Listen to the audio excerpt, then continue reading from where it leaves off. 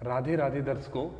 आज हम अपने गुरुजी के पास बैठे हुए हैं और हम लोग सत्संग कर रहे थे, तो हमने सोचा कि क्यों ना गुरुजी के माध्यम से हम अपने दर्शकों को ये सत्संग सुनाएं, और जिससे कि क्या है, एक भगवत मार्ग की हम चर्चा कर रहे हैं। तो उसके लिए गुरुजी जो है वो बद्रीनाथ और हरिद्वार के रहने वाले हैं गुरुजी।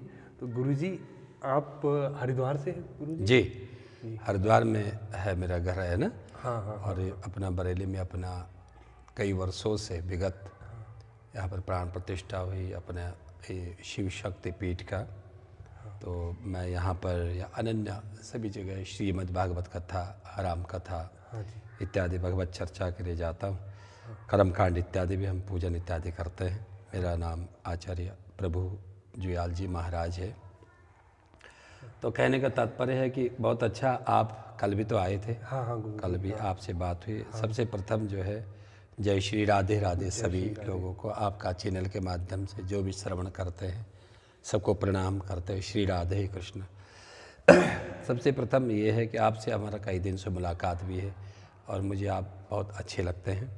एक नव युवा हैं आप, और ऐसे युवा हमारे भारत देश में अगर इस प्रकार की धारणा करने वाले हो, जिनकी चित्तवृत्तियाँ एकमात्र धर्म की ओर हो, तो निश्चित तौर पर अनन्य जो नए में युवा पीढ़ी है उनके लिए भी एक नया संदेश जाएगा। जो जूझ रहे हैं आजकल, सबसे बड़ी प्रॉब्लम है कि मानसिकता के रोग का मतलब अंदर से प्रत्येक व्यक्ति, नया युवा परेशान है, हम जानते हैं। और काम से, क्रोध से, लोभ से, संसार की जितनी भी जो कार्यशैली हो रही है, प्रत्येक व्यक्ति अगर धर्म का अनुसरण नहीं करेगा तो निरंतर अशांत को ही प्राप्त होगा। बात ये नहीं कि कहीं हमने मंदिर में जाना है या कहीं तीर्थों में जाना है, नहीं नहीं, हमें ज्ञान का जो रूप है, जो अभी हमने बताया आपको, कि उस ज्ञान का रस को अपने अंतःकरण में लेना पड़ेगा। और जब हमारी चित्त वृत्तियाँ पवित्र होगी, मन पवित्र होगा, बुद्धि पवित्र होगी, मन पवित्र होगा, तो वास्तविकता हमारा जीवन भी पावन और पवित्रता की ओर प्रवेश करेगा। आजकल की नई जो पीढ़ी है, हमें पता नहीं माँ क्या है, पिता क्या है, पति क्या है, पत्नी क्या है, परिवार क्या है, प्रत्येक प्राणी क्या है, उसके बारे में हम अपने आध्यात्मिक चर्चा से हम जान सकते हैं कभी, है ना।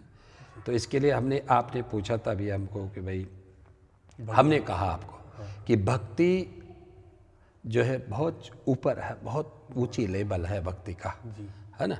और भगवान की प्यास का नाम ही भक्ति है, जिसके अंतःकरण में प्यास प्रारंभ होगी प्रभु की, परमात्मा के जिस भी रूप में, उसी के अंतःकरण में भक्त ने प्रवेश कर लिया। और जितना भी अंधकार जीवन में है वो माया का पर्दा है। माया जैसे दर्पण लगा है, दर्पण पर धूल जम गई, अब हमने अपना सूट वूट पहन खड़े हो गए, वहाँ पे देखना चाहा, लेकिन देखे कैसे अपने प्रतिबिंब को, उस पर धूल जमी है, उस धूल को हमें कपड़ा लेकर साफ कर देते हैं। लेकिन इसी प्रकार से अंतःकरण, मैंने अभी आपको बताया कि पार ब्रह्म परमेश्वर की हम जिस प्रकार से हम चलते हैं, तो हमारी एक छाया चलती है हमारे साथ में, ऐसे ही ब्रह्म परमात्मा अनादि अखंड, वो सदा शिव, वो नारायण, वो राम, वो कृष्ण, वो दुर्गा, जो नाम को उपाधि दे दो उनको, वो परब्रह्म, उसकी हम छाया मात्र, सारी जगत में जितने भी प्राणी मात्र है हम उनकी छाया, यानी हमारे अंतःकरण में उनका प्रतिबिंब है। अब हम जो जीव हैं, जिसने मात्र विषयों का सेवन करते करते करते करते पूरा धूल लगा दिया, यानी पर्दा डाल दिया, अब हमें वो पार ब्रह्म परमेश्वर देखते नहीं, वह वहीं से हमारी दुर्गति होनी प्रारंभ हो जाती है। जगत का व्यक्ति हमारा कोई रक्षा नहीं कर सकता, वो बेचारा खुद मरणशील है, वो कहाँ से हमारी रक्षा करेगा। तो हमारे अंतःकरण में जब अगर किसी आध्यात्म तत्व से, जैसे आप निरंतर संतों से मिलते हैं, और इसलिए तो हम भी आपको बहुत हृदय से प्यार कर रहे हैं। और हमें जो व्यक्ति परमात्मा का प्रिय है, जिसकी देखो जो आध्यात्म तत्व है, वह हमारी वाणी, हमारी बुद्धि मन, चित्त वृत्तियाँ, हमारा उठना बैठना, सोचना, ये सब कुछ प्यारे परमात्मा का ही स्वरूप है। कभी कभी हम बात बहुत बढ़िया करते हैं लेकिन हमारा नेचर बड़ा कठोर हो जाता है। कभी कभी हम सबको अपना शरीर से तो सेवा कर लेते लेकिन वाणी बड़ी कठोर होती है, कुल्हाड़ी की तरह। कभी कभी हमारा शरीर इस प्रकार का होता है, कभी कभी बुद्धि हमारी इस प्रकार, तो हमें सब राममय बनाना पड़ेगा, वो राममय बनाना पड़ता। उसके लिए हमें ज्ञान की चर्चा, देखो भगवत नाम भी हम तभी जप सकते हैं, परमात्मा की ओर भी हम तभी जा सकते हैं जब कहीं पर प्रभु कृपा से कोई हमें संत मिले। संत कौन है? संत की परिभाषा है जिसने अपने विषयों का अंत कर दिया, वही संत हो गया। प्रेम जब अनंत हो गया, रोम रोम संत हो गया। तो जिसकी अंतःकरण में प्रेम की बाती जल गई, जिसने विषयों का सर्वनाश कर दिया यानी अंत कर दिया, वो संत है। जो सत्य से जुड़ गया वो साधु है, वो संत है। उसकी अंतःकरण की भावना एकमात्र प्यारे परमात्मा के रह जाती है। उसका खाना, सोना, बैठना, उठना, सोना, चलना, बोलना, जो भी क्रिया होगी वो सब हरि के संबंध से होगी, यानी हरि का स्पर्श होगा उसमें, परमात्मा का स्पर्श। उसकी वाणी जब बोले कि हर के स्पर्श होगा, उसकी जब चित्त वृत्तियाँ होगी हर से स्पर्श होगी, उसकी जो आत्म तत्व का ज्ञान होगा हर से स्पर्श होगा, उसकी बुद्धि, उसका बैठना, उसका स्वरूप, उसकी एक एक क्रिया हर से संबंध हो जाता है, क्योंकि उसने याद करा और उसको वास्तविकता ज्ञान की प्राप्ति हुई और उधर को मुड़ गया। संत भी यही इसी भूधरा में बने, संत भी इसी भूधरा में बने। वो परमात्मा की जब कृपा हुई, जब हमारा कलमश का अंत हो गया, जब हमारे चित्त वृत्तियों का अंधकार का अंत हो गया, जब मोह इत्यादि अंधकार का नष्ट हो गया, फिर हम संत हो गए। अब हमारे जीवन में कोई अंधकार नहीं, अब हमारे जीवन में किसी से कोई द्वेष भावना नहीं, अब हमारे जीवन की किसी से ईर्ष्या भावना नहीं। जब ये प्रकृति प्रवृत्ति बन जाए तब मानव संत की ओर प्रवेश करता है, निडर आनंद अवधूत की तरह, और शांत होकर के आनंद, अपने आप तो आनंद में रहता ही है। जितने भी प्राणी मात्र उसका स्पर्श करते हैं, उसके सानिध्य में जाते हैं, उनको भी शांति की प्राप्त हो जाती है। और अशांत करने वाला हमारे जीवन का पाप ही तो है, पाप है। और पाप और पुण्य को जब तक हमें ज्ञान नहीं पता होगा तो हमें ना पाप का पता ना पुण्य का पता। पाप का नाम ही अशांत है और पुण्य का नाम ही शांत है ना। हाँ, ये चीज़ें संसार के कर्मकांड करके नहीं मिलेगा, ये तो हमें आध्यात्म तत्व ज्ञान लेना पड़ेगा। अरे बड़ा कठिन है इस कलिकाल में। तुलसीदास जी कहते हैं कि सत्संगति दुर्लभ संसारा, निमिष दंडी भरे एको बारा। बड़ा कठिन है सत्संगति। तो जैसे आप आए, आपने कहा हमारा सौभाग्य, कल आप बात कर रहे थे कि आकाश से कि भाई हमारा सौभाग्य कि आप मिले जी। वास्तविकता ये ईश्वर की महान कृपा समझो, और पक्की बात समझो मेरे पर ईश्वर की कृपा, तब ये मिला मेरे को। वास्तविकता सर्वधन गाते हैं ना, परम धन राधा, श्री राधा, हमारो धन राधा, राधा ही शिव है, राधा ही कृष्ण है, राधा ही। देखो जो राधा का हम स्मरण करते हैं ना, जब भगवान पार ब्रह्म ने इस जगत को प्राकट्य किया, तो प्राकट्य इस जगत को जब इस पूरे ब्रह्मांड की प्रकटी करी, तो इस सब कुछ प्रकट हो गया, लेकिन ये इसमें रस नहीं था, नीरस सा था। वृक्ष भी नीरस है, प्राणी भी नीरस है, ये पर्वत भी नीरस है, ये आकाश भी नीरस है, ये पृथ्वी भी नीरस है, ये जल भी नीरस था। तब पार ब्रह्म ने जब देखा रमण करने को, तो मैंने बता रही खिलौना है उनका, तो वो खेलना चाहिए था, नीरस। उन्हें कहा क्या करूं, तो अंतःकरण में एक ज्योति जली और भगवान उसी पार ब्रह्म श्री कृष्ण के रूप में उनके वाम अंग से, उनके अंतःकरण से एक प्रेम ज्योति प्रकट है। और प्रेम ज्योति जो सर्वस्व सारे ब्रह्मांड को प्रकाशित करती हुई और रस की धार बहाती हुई और पूरे जगत को अपने में समेट लिया, और यहाँ सब रसमान हो गए। ये वृक्ष भी, ये पर्वत भी, ये नदियाँ भी, ये पृथ्वी भी, ये आकाश भी, ये वायु भी, ये अग्नि भी, ये सब और समस्त प्राणी भी रस से भर गए, उसी का नाम राधा है। वही राधा है जो रस से भर दे। और जब आदमी प्रेम रस से भरेगा तब कृष्ण के दर्शन होते हैं। जब प्रेम रस से भरेगा तब भगवान शिव की दर्शन होंगे जीवन में।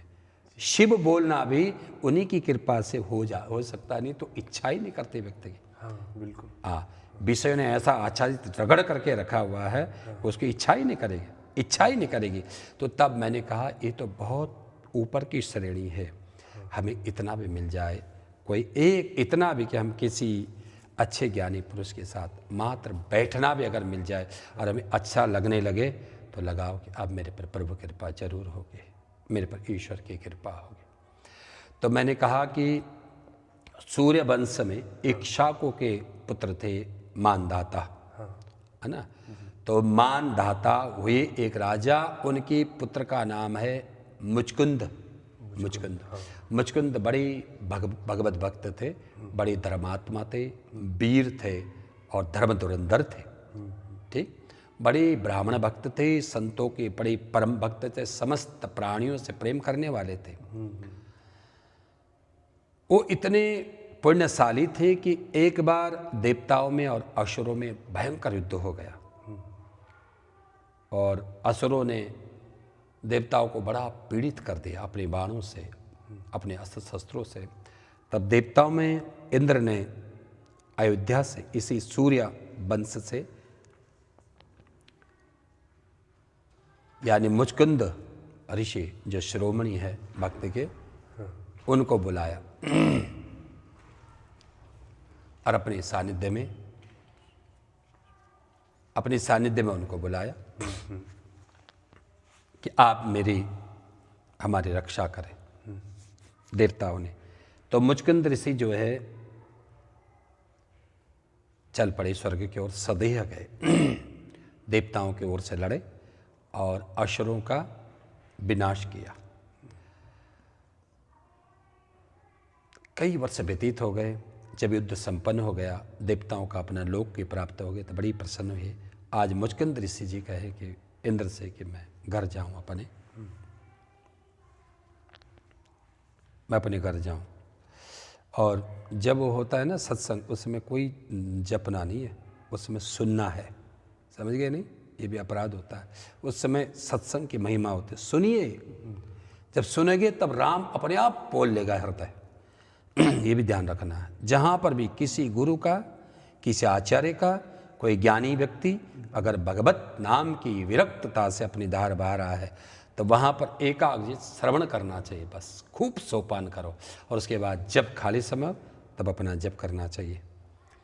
तो इसी प्रकार से घर जाना चाहता तो उन्हें मुचकुंद जी ने कहा कि मैं घर जाऊं। तो उन्होंने कहा कि महाराज आपका घर है कहाँ? आपको यहाँ पर यानी पृथ्वी लोक का 1 वर्ष और देवताओं का 360 वर्ष हो गए। 360 ऐसे आप कई हजारों वर्ष आपको यहाँ हो गए हैं। अब आपका इस भूमंडल पर, इस भारत में आपके परिवार का नामो निशान में सब काल के काल चले, कुछ नहीं बचा है। बल्कि कलिकाल का प्रभाव होकर के जो तुम्हें उस समय दिखा था वो भी कुछ नहीं ब्रह्मांड में। जो बड़े बड़े विंध्याचल पर्वत, सुमेरु पर्वत अखंड होते थे, वो छोटे छोटे से हो गए हैं। वृक्ष छोटे हो गए, मनुष्य छोटे हो गए, सब कुछ बदल गया। तो जितनी मति होती है उतना ही व्यक्ति मांगता है। उस समय के फेर ने जो है मुचकुंद जी की बुद्धि को घुमाया और देवताओं ने कहा कि आप और कुछ मांगिए, हम मोक्ष के अलावा, मुक्ति के अलावा सदा सबके हाथ में, बाकी सब कुछ दे सकते हैं आप। देवताओं ने कहा। तो बोले कि ऐसा है कि मुझे आप ऐसे, अब ऐसे बुद्धि उनकी हुई देवताओं के कारण। तो बोले कि मुझे आप, मैं लड़ते लड़ते बहुत थका हुआ हूँ, बहुत थकान लगी मुझे निंद्रा चाहिए। आप मेरे पर कृपा करो कि मैं कहीं एकांत में जा कर के सोऊं और सो करके मैं अपना थकान मिटाऊं, आगे जो भी परमात्मा के शरणागत में जाऊं। तो बोले ठीक है, आप जाइए और आपके लिए हमारा आशीर्वाद है कि आप नींद में जहाँ भी एकांतवास करेंगे आप पर कृपा होगी। और कोई भी अगर उठाने का प्रयास आपको करें तो आपके नेत्र ज्योति से एक ऐसी अग्नि प्रज्वलित होगी, कोई वहीं पर भस्म हो जाएगा। ये देवताओं का आशीर्वाद लेकर के और मुचकुंद ये भी हरि की लीला है सारी। तो मुचकुंद ऋषि आई और इसी भारतवर्ष में जा कर के और किसी गुफा में, इसी पृथ्वी मंडल में आकर के किसी जो है निर्जन वन में जाकर एक गुफा में गए, वहाँ पर आराम से सो गए। उनको चिर निंद्रा, बड़ी प्यारी मीठी नींद देवताओं के कृपा से प्रारंभ हो गई। वे आनंद से सो रहे हैं। इधर उसी समय द्वापर युग था। द्वापर युग में भगवान श्री कृष्ण के प्राकट्य हुआ और इधर जरासंध के साथ जब युद्ध करते करते काल यवन आया। काल यवन आया तो काल यवन जब मथुरा में आया भगवान से युद्ध करने के लिए, तो भगवान और काल यवन का मुकाबला हुआ। तो भगवान ने सोचा, लीलाधारी प्रभु ने, कि इसको मरवा भी लो किसी और से, इसका नाश करना भी जरूरी है। और अपना मेरा एक ऋषि बैठा है जो परम भक्त है, उसको मैं दर्शन भी दे दूँ। वो मुचकुंद जित है। आज उनका समस्त पुण्य उत्पन्न हुआ और पार ब्रह्म श्री कृष्ण श्यामल श्याम रंग, ओ मुरारी, ओ मनमोहन, ओ हमारी प्यारी श्री कृष्ण के कहा, प्रभु ने कहा कि मैं दर्शन दूँ। तो मुझको जब कालेवन आया तो कालेवन ने देखा कि मुझसे युद्ध करो। भगवान ने कहा कि भाई मेरे पास तो कोई अस्त्र शस्त्र है नहीं। तो उसने भी अपने अस्त्र शस्त्र छोड़ दिया और सेनाओं को, भाई तुम जाओ, मैं अकेला इससे लड़ूंगा। उसको अभिमान था कि मैं मरूंगा नहीं। बोला मैं जरा मरूं। प्रभु ने कहा जिसने इस जगत में जन्म ले लिया उसकी मृत्यु निश्चित है, उसकी मृत्यु निश्चित है। और प्रत्येक प्राणी अपने मृत्यु को ही तो भूल गया। और जब प्राणी अपनी मृत्यु को भूल गया, इसीलिए नाना प्रकार का अभिमान में वो कुछ भी उदंडता कर बैठता है। और जिसने मृत्यु को याद कर दिया कि नहीं इसका परिणाम अभी और तभी कुछ भी हो सकता, क्यों मैं किसी को दुखी करूं, क्यों मैं इस प्रकार से अपमानित जनित बात करूं, क्यों मैं शास्त्रों का विरोध करूं, क्यों मैं हरि भक्तों को दंड दूं, क्या मैं अपशब्द बोलूं, वो तब तक बोलता जब तक अज्ञानता की उसकी बुद्धि जो है लीशित हो रखी है। और जैसे उसकी अज्ञानता रूपी अभिमान दूर हो तो नम्र हो जाता है। उसको पता है क्या लेना देना यार, 2 दिन का जीवन है, सब बढ़िया है ना। तो ये तभी होगा जब अंतःकरण में ज्ञान का प्रवेश होगा। और ज्ञान तभी मिलता है जब कोई संत मिलेगा। संत तभी मिलते हैं जब पुण्य मिलेगा। बिल्कुल सही। अभी आपने कहा कि प्रभु जी आप मिले और क्या कहते हैं हमारा भाग्य है। तो यहाँ पर एक चौपाई कही, तुलसीदास जी ने कहा, पूछा उनसे कि भाई कैसे प्रभु की प्राप्ति हो। बोले भगति स्वतंत्र सकल सुख खानी, बिनु सत्संग ना पावहीं प्राणी। देखो चेंज देखिए, कहने का मतलब बोले भगति स्वतंत्र सकल सुख खानी। भक्ति स्वतंत्र है, वो किसी के बस के नहीं। या कोई जाति पाति किसी ब्राह्मण को मिलेगी, किसी गुरु को मिलेगी, या छोटे को मिलेगी, बड़े को मिलेगी, कोई धनवान है उसको मिलेगी या निर्धन को नहीं मिलेगी, ऐसा नहीं है। भक्ति स्वतंत्र है, समस्त जीव प्राणियों के लिए। हाथी की योनि में गजेंद्र ने भगवत स्मृति की और भगवान वहीं पर आ पड़े। हाथी की योनि थी जो जड़ है बिल्कुल, वहाँ पर भी पार ब्रह्म प्रकट हुए। तो हम तो मनुष्य है, हमको प्रभु ने अपना विवेक दिया है। जी।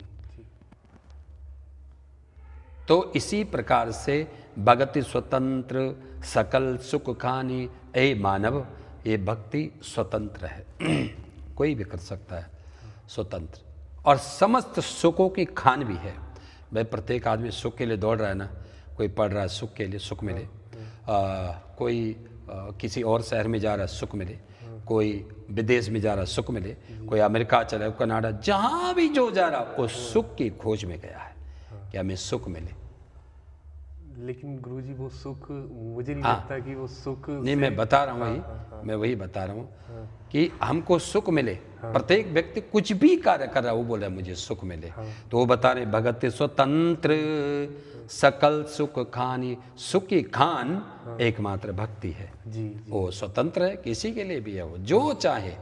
कोई उसमें बड़ा छोटा यहाँ वहाँ या पवित्र अपवित्र कुछ नहीं। भक्ति स्वतंत्र है।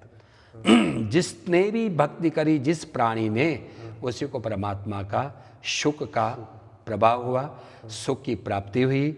उसने अगर ऐहिक लोक की सुख भी मिली, धन दौलत मकान दुकान पुत्र पत्नी पति जो भी, उसको यहाँ भी मिल जाता है, ऐसा थोड़ी ना है। और अगर किसी ने मुक्ति मोक्ष की प्राप्ति करके एकमात्र आप मिल जाओ, उसको वो भी मिल गया मात्र भक्ति से।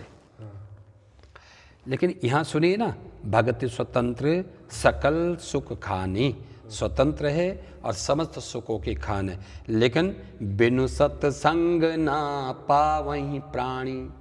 लेकिन बिना सत्संग का नहीं मिलती ना, किसी भी प्राणी को बिना सत्संग की भक्ति मिल ही नहीं सकती।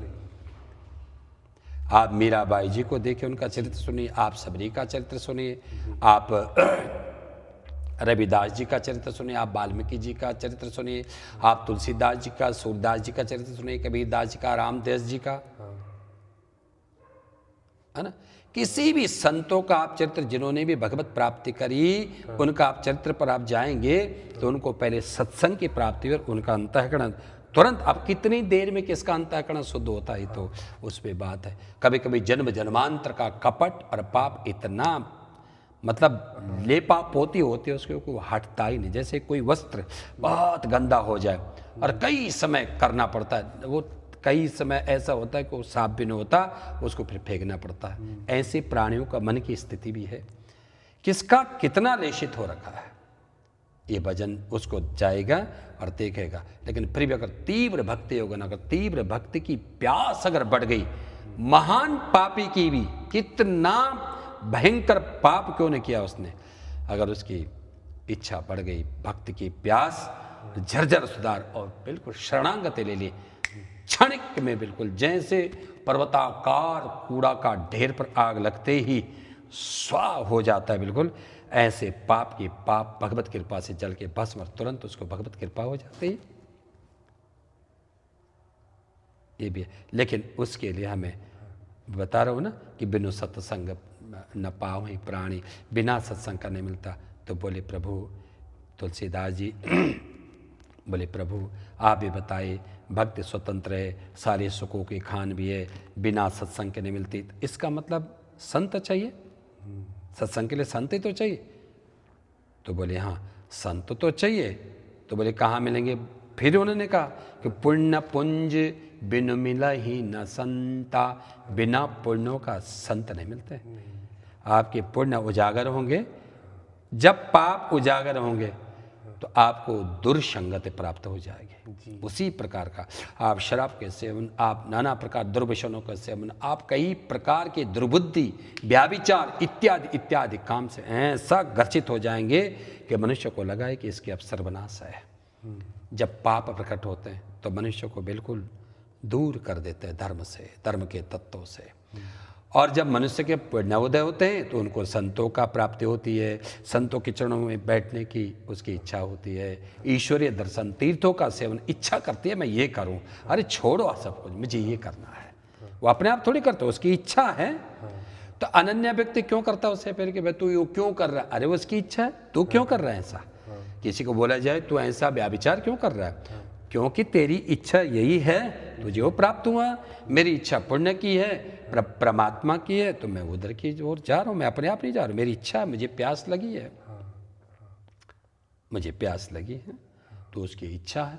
तो इसी प्रकार से जो है पुण्य पुंज बिनु मिलन संता, बिना पुण्य का कोई संत नहीं मिलता।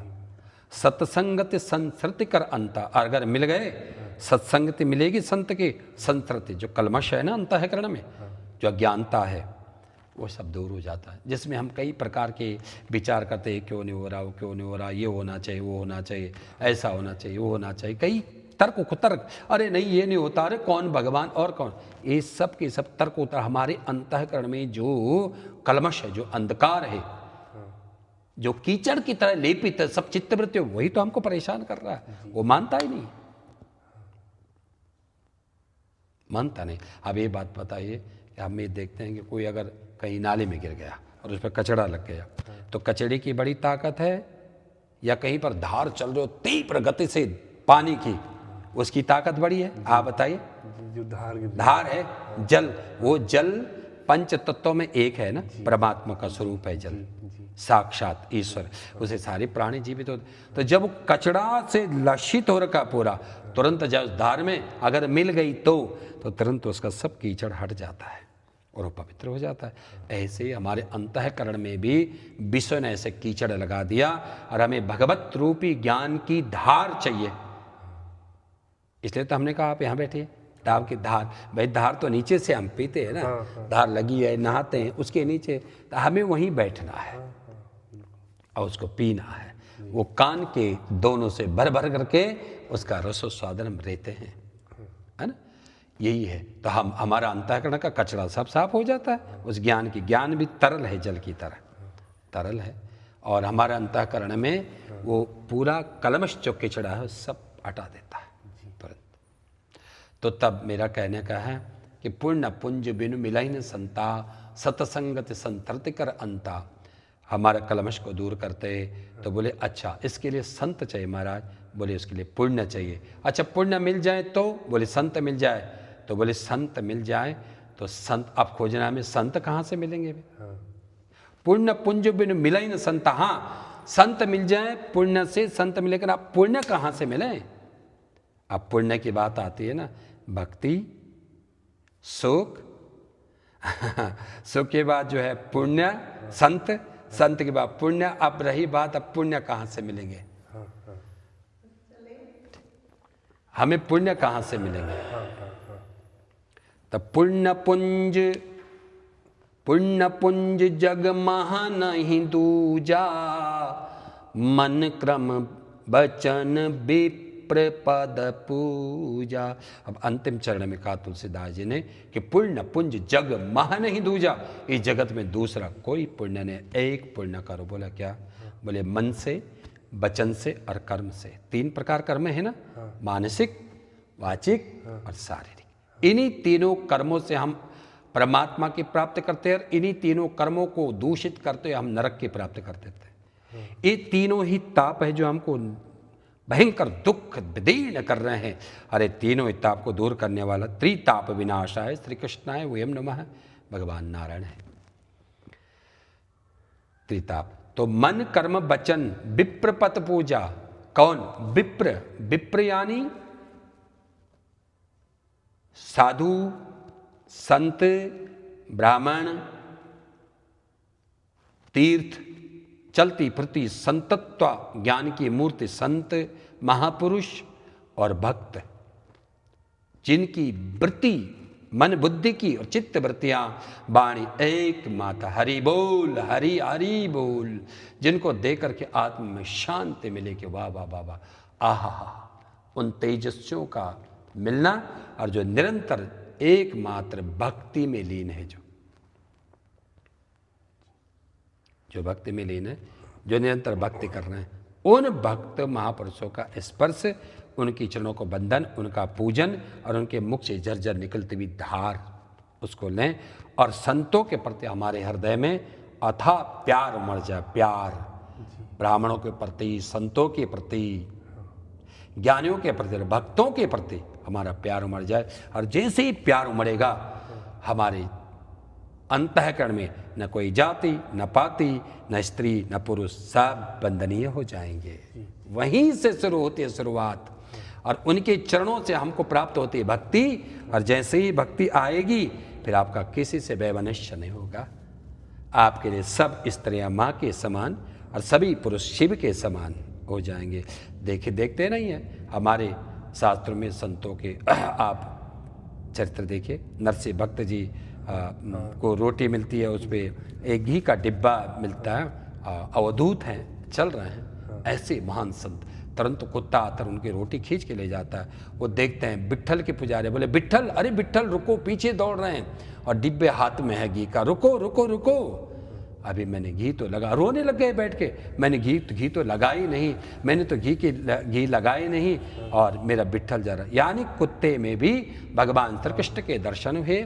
ऐसे सनातन धर्म है, ऐसे सत्संगति है, ऐसे महान महापुरुषों के दर्शन करके ये अंतःकरण बन जाता है। फिर कोई न जाति है न पाती है, तो तब तक है सब कुछ।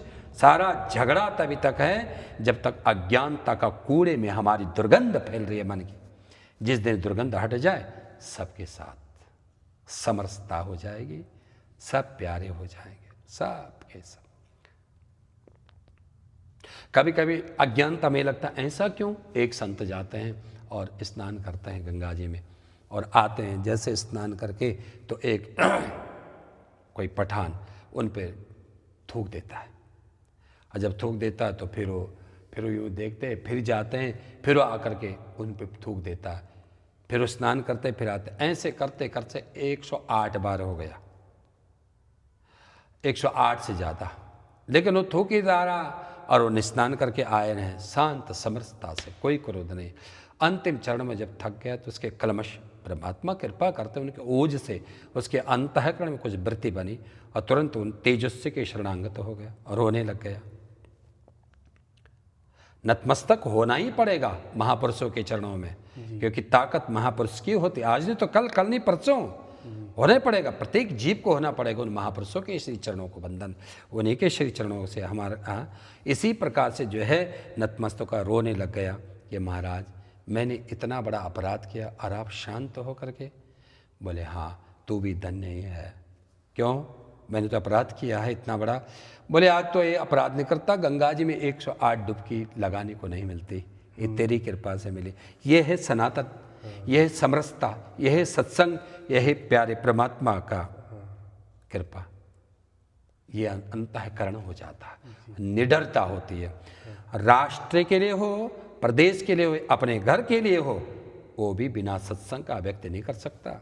धोखा कर देगा, झूठ बोल देगा, मैं राष्ट्र भक्त हूँ, मैं मातृपितृ भक्त हूँ, मैं प्रदेश का भक्त हूँ। नहीं नहीं, जब तक अंतःकरण में उसकी सत्संग के अमृत की धार नहीं बहेगी, कलमश जो अंधकार उसका नाश नहीं होगा, तब तक ना तो कोई राष्ट्र भक्त हो सकता, न कोई प्रदेश का भक्त, न देश का भक्त, और ना अपना घर, अपनी माँ पिता इत्यादि किसी का भक्त। वो अपना ही कर दे कल्याण, उसका अपना भी विनाश हो जाता है। तो राष्ट्र भक्ति भी तभी उजागर होती है जब प्यारे परमात्मा का सत्संग अंतःकरण, क्योंकि सबसे महान हमारा राष्ट्र धर्म है।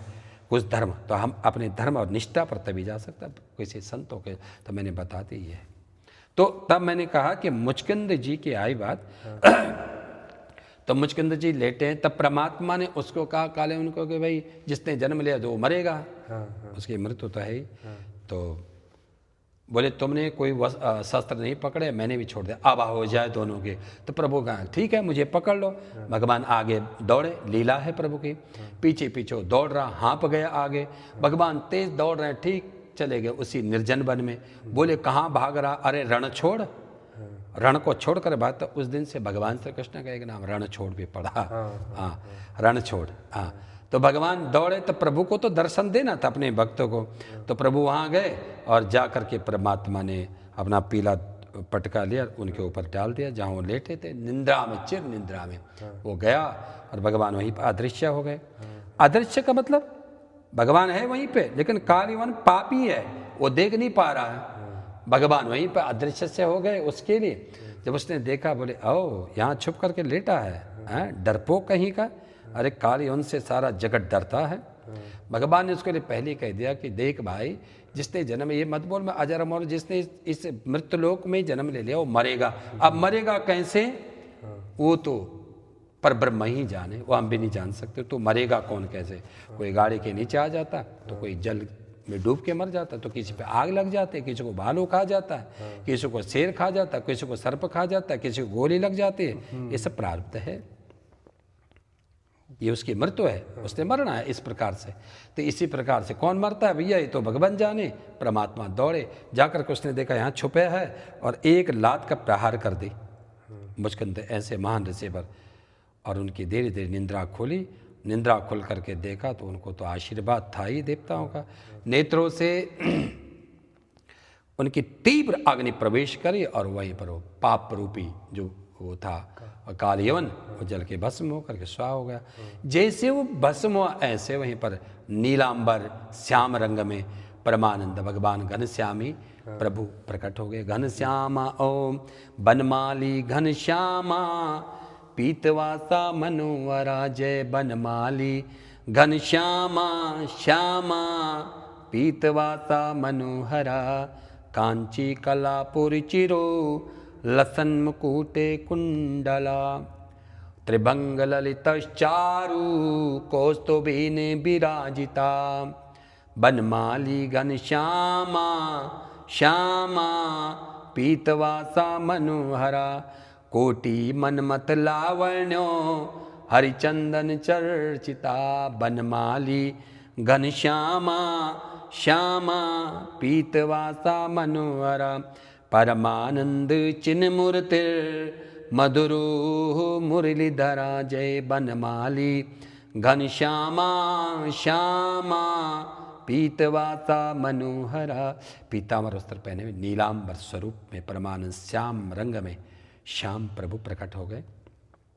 चतुर्भुजी रूप है प्रभु का, शंख चक्र गदा पद्म लिए हुए, बनमाली पहने, सुंदर मुखारविंद, आह श्रीवत्स का चिन्ह है और कमल जैसे बड़े बड़े नेत्र हैं, मुस्कुराते, बड़ा सा मुकुट है, घुंघराले बाल, हाथों में कंगन और नीले नीले उनके स्वरूप है प्रभु का, नीले चरण है। आनंद देखते देखते और एक आनंद की अनुभूति ऐसा लग रहा है प्रभु को इस तेज में, चकाचौंध तेज में, कुछ दिखाई नहीं रहा, धीरे धीरे उसी सुंदर तेज में प्रभु के दर्शन कर रहे हैं मुचकुंद जी, और दर्शन करते आनंद में मग्न हो गए। स्तुति करिए। आप कौन है, आपका परिचय, कोई आप इंद्र है या ब्रह्मा जी है, विष्णु है, शिव है, कौन है आप? भगवान ने कहा मुचकुंद मुझे आप भक्त वत्सल जानो। भक्त वत्सल, भक्तों पर वत्स यानी बालक की तरह प्यार करने वाला भक्त वत्सल। एक नाम भगवान सदाशिव का, भगवान नारायण का, उस प्रभु का भक्त वत्सल भी है। तो कभी कभी शिव के सामने बैठ करके बोलना चाहिए, बोले भक्त वत्सल भगवान, आप तो भक्त वत्सल भी हैं, ये भी कहना चाहिए उनको। आप भक्त वत्सल है, भक्तों पर माँ की तरह प्यार करते हैं, वत्स पुत्र की तरह, भक्त वत्सल। आह, अपने भक्तों को बिल्कुल जिस प्रकार माँ अपनी गोद में रख करके अपने बालक को प्यार करते, ऐसे भगवान भी अपने भक्तों को करते हैं, बहुत प्यार करते हैं। मुचकुंद को दर्शन दिया, तब मुचकुंद को जब उन्होंने स्तुति करी तो प्रभु ने कहा वर मांगो, क्योंकि मैं जब दर्शन देता हूँ तो कुछ को दे जाता हूँ, कुछ मांगो।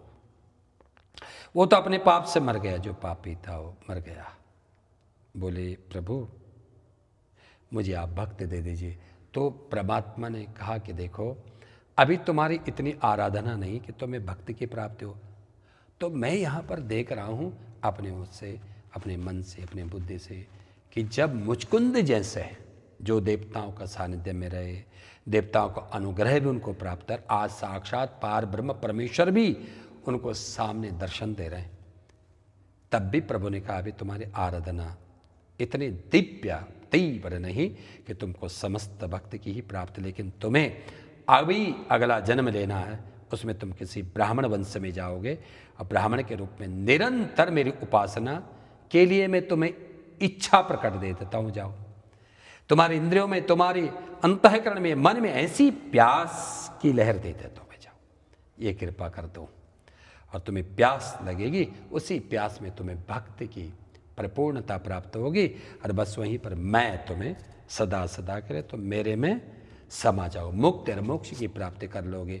जब मुक्ति मोक्ष के तब न जन्म है न मरण है, आनंद है।